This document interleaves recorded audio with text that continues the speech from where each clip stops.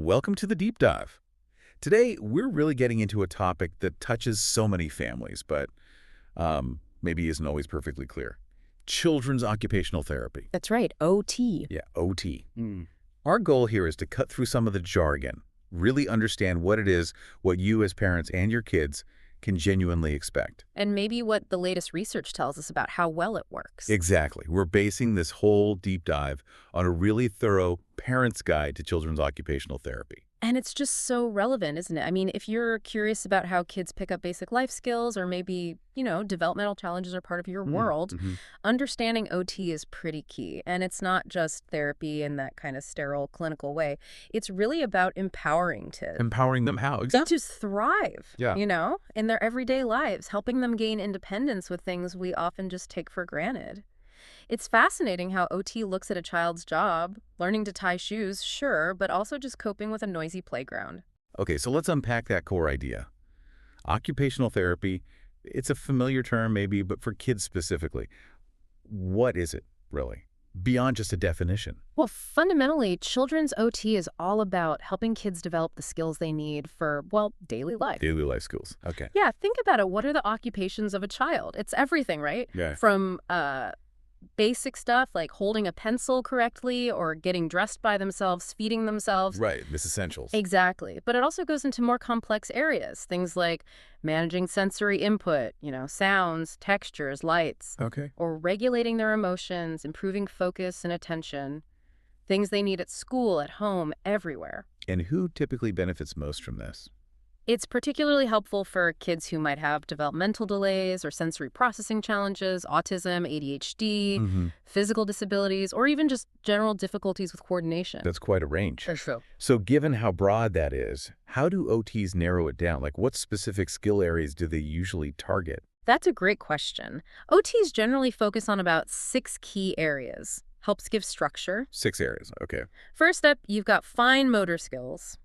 Think small muscle movements, like the dexterity for writing or doing up buttons. Okay, fiddly things. Exactly. Then there are gross motor skills, big muscle movements, balance, climbing on the playground, overall coordination. Running, jumping, that sort of thing. Precisely. Third is sensory integration. This is a big one. Okay. It's all about how a child processes and responds to sensory stuff from their environment. You mentioned sounds and textures. Right. So maybe a child is super sensitive to close tags or loud noises, or maybe they're the opposite, constantly seeking out movement, crashing into things. OT helps them kind of regulate that, make sense of it all. Makes sense. What else? Then there's visual motor integration, basically hand-eye coordination, crucial for catching a ball, copying shapes from the board. Got it.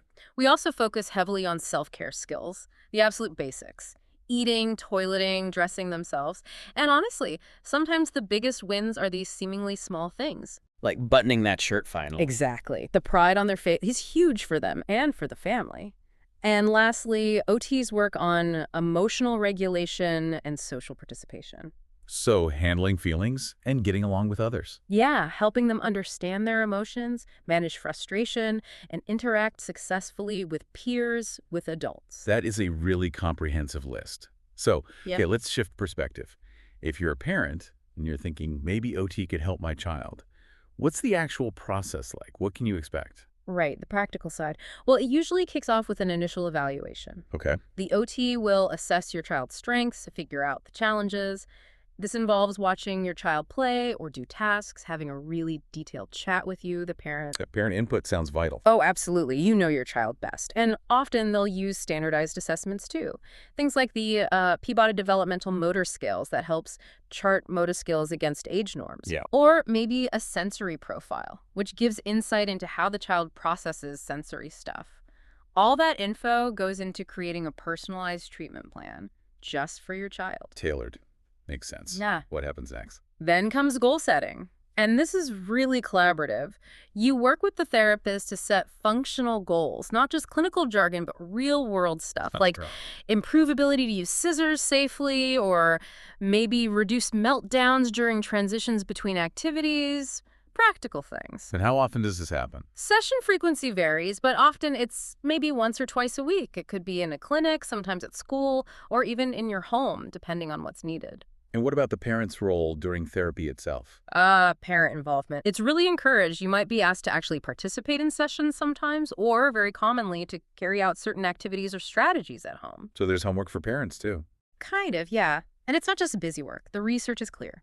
When parents are actively involved and practice things at home, the treatment is significantly more successful. Skills generalize better. That's really important to know. And how do you track if it's working? Good point. You should expect progress monitoring, regular updates from the OT, maybe chats after sessions, and formal reevaluations periodically to see how your child is developing over time. Okay, that paints a clear picture for the parents. Now, this part from the guide really got me thinking.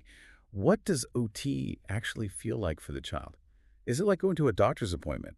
Does it feel like therapy? That's where it gets interesting because often, for the child, it just feels like playing. Really? Yeah, sessions are very often fun and play-based. Your kid might be on swings, going through obstacle courses, playing specific games, doing crafts, exploring cool sensory toys. So it doesn't feel like work. Not usually, no. The Yeah. design is intentional. It's meant to be enjoyable, motivating, while also building those essential skills underneath it all. That's clever. It has to be. Plus, therapists work hard to create a really safe environment. Supportive, non-judgmental. A space where the child feels okay trying new things, maybe failing sometimes at their own pace, without feeling pressured. That sounds crucial. It is. And even though it feels like play, there's usually a predictable routine and structure to the sessions. Kids often thrive on that predictability. It helps them feel secure, which actually helps them learn better. It definitely sounds more appealing than I might have initially thought. But, does that play-based feel ever make it tricky for parents? Like, if it just looks like fun, do they sometimes wonder if real therapeutic work is happening? That's a fair question. And OTs are usually pretty good at explaining the why behind the play.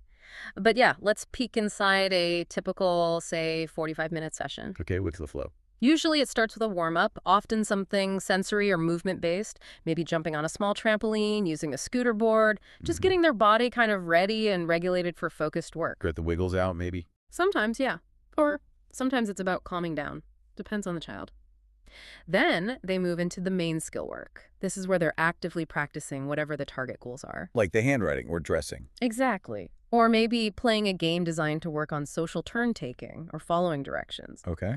After the main work, there's usually a cool down, calming activities, maybe some deep pressure like a weighted blanket for a few minutes, or some simple breathing exercises. Helps them transition out of therapy smoothly. Regulate again before leaving. Right. And then, almost always, there's parent feedback. A quick chat with the parent, reviewing how the session went, what they worked on, and maybe suggesting one or two things to try at home before the next session. It sounds like a very purposeful structure, even with the play element. Are there specific brand name techniques or programs OTs often use within that structure? Yes, definitely. OTs have a toolbox of specialized approaches. One big one is sensory integration therapy, or SI. That's specifically designed to help kids process sensory information more effectively, addressing those sensitivities or seeking behaviors we talked about. Okay, SI. What else? For kids struggling with handwriting, a program like Handwriting Without Tears is really common. It uses multisensory methods to make learning handwriting less frustrating. Makes sense. Anything for emotions? Yeah, for emotional regulation, many OTs use a framework called the zones of regulation. It helps kids identify their feelings and energy levels, like being in the green zone for calm focus, or red zone for intense feelings, and learn strategies to manage them. Zones of regulation. Yeah. Interesting. Okay, we've talked about what it is, what it looks like. Now, the big question, does it actually work? What does the research say about occupational therapy? Right, the evidence base. And the good news is, yes, there's significant research backing it up. Such as? Well, multiple studies and reviews have shown that OT can lead to real improvements in fine motor skills, self-care abilities, and sensory processing skills, especially for children with various developmental disorders. So, measurable improvements. Definitely measurable improvements. We're talking better coordination, more independence in daily tasks, better ability to cope with sensory challenges. That's powerful. But how does it work? What's the mechanism behind these changes? Is it just practice? It's more than just practice. This brings us to something really fascinating called neuroplasticity. The brain's ability to change. Exactly. Research strongly suggests that the kind of repetitive, meaningful, goal-directed activities used in OT can actually promote changes in the brain's structure and function. It helps create new, neural pathways. So the therapy is literally helping rewire or strengthen connections in the brain. That's the idea. It's not just about managing symptoms day to day. It's about fostering fundamental, lasting changes in how a child's brain works and how they function in the world. That's why understanding OT is so important. It's backed by this science of brain change. And does the research say anything else that's really key for parents to know? Yes, absolutely. Something that comes up again and again in the research is that parent training matters. A lot. We touched on that earlier, the homework. Right. Studies consistently show that when parents are trained and actively implement strategies at home, the child's outcomes are significantly better. Why is that, do you think? Well, it helps generalize the skills. What the child learns in the therapy room starts to actually transfer to their everyday life at home, at school, on the playground. It makes the therapy much more impactful and integrated. That makes complete sense. And- Therapy isn't just that 1 hour a week. It becomes part of their life. Exactly. Okay, this has been incredibly insightful. It sounds very promising. But, for parents listening, are there common misconceptions or maybe challenges they should be aware of? Even with all this positive research, how should we kind of wrap up this deep dive? That's a really important point. Consistency is key, like we said. And yeah, that can be a challenge sometimes with busy lives.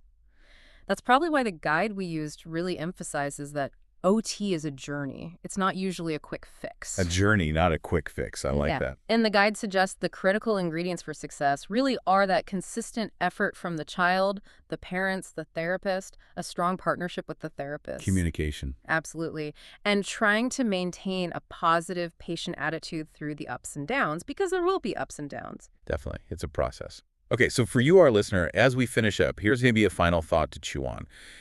How might understanding these core principles of OT, things like play-based learning, creating those safe, supportive environments, tailoring help to individual needs, how might that change how we think about skill development and emotional regulation for all kids? Not just those formally in therapy. Right. Imagine if we could foster environments everywhere, homes, schools, where every child feels equipped and supported to thrive in their daily life just by applying some of these ideas. It's about building foundational skills. Exactly. Think about the really profound, long-lasting impact of giving kids these tools early on, tools to navigate their world with more confidence and capability. Something to consider.